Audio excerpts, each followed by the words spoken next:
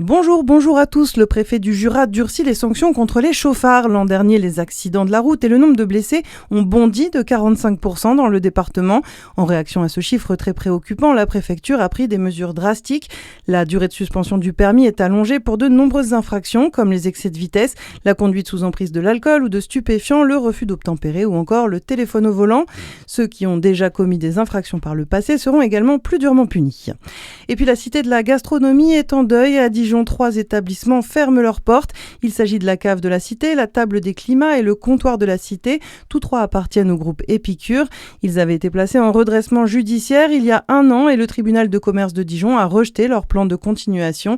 Ils ont donc été placés en liquidation judiciaire. Le groupe Épicure a fait appel de la décision, mais celle-ci n'est pas suspensive et les 3 établissements n'ont donc plus le droit d'ouvrir.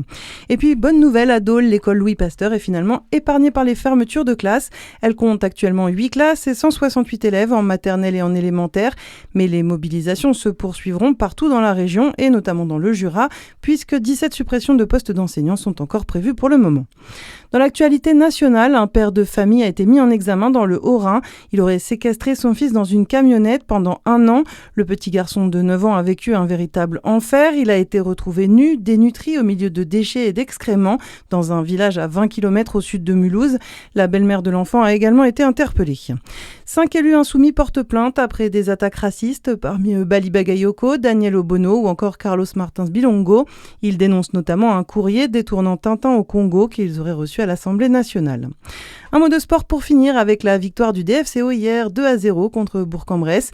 Dijon conserve sa place de leader provisoire dans le classement national. Les handballeurs dijonnais, eux, en revanche, se sont inclinés contre Limoges 35-30.